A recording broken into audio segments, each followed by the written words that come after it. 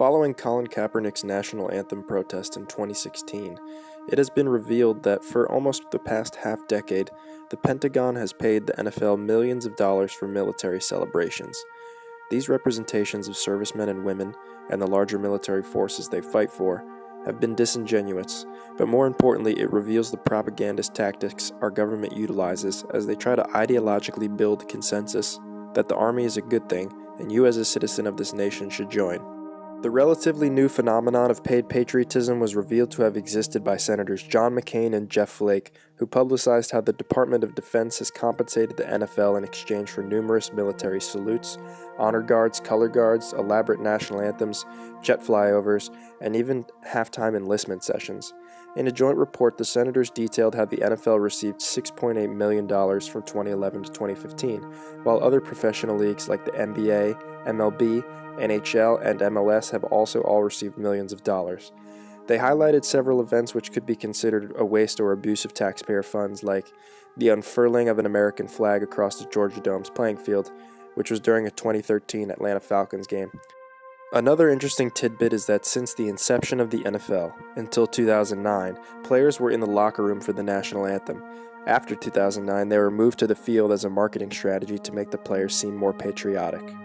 There's a French philosopher named Louis Althusser who talked about state apparatuses and how they control the populace. One way is through force, but another more effective way is through ideology.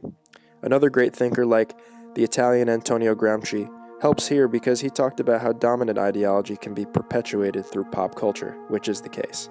The Department of Defense is peddling a narrative of national security and patriotic service, and the military tributes at these NFL games only serve to boost the noble image they wish to convey. The reality for Americans becomes one of inherent support for our troops and our country's militaristic choices, without room for conscious thought or debate.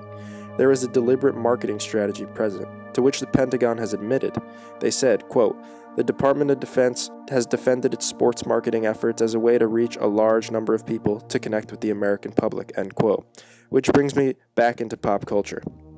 Paid patriotism finds itself rooted more so in the NFL than any other sport because football is now the biggest sport in America. The Super Bowl has consistently been the most watched TV program for the past 6 years, with last year's championship bringing in about 115 million viewers alone, thereby making it an annual cultural event nationwide.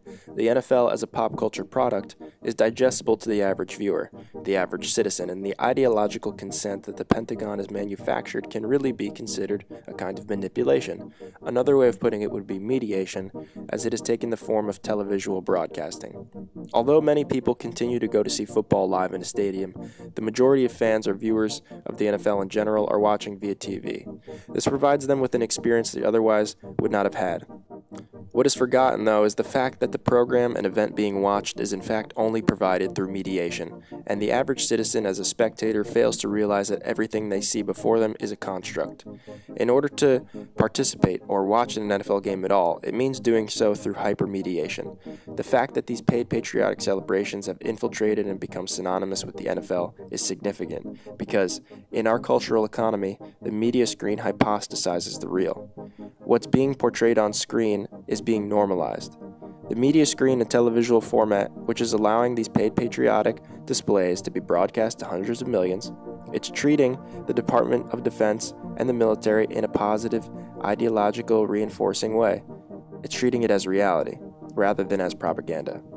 It does not also portray the darker side of the military, aka the various forms of death or torture our own soldiers face, as well as the same horrors we deal onto other countries who we label as our enemies. Ultimately, through televisual communication, I believe paid patriotism exemplifies and extends the theory of an ideological state apparatus, and it subconsciously informs or instructs the American citizenry to feel and act unquestionably in favor of the military.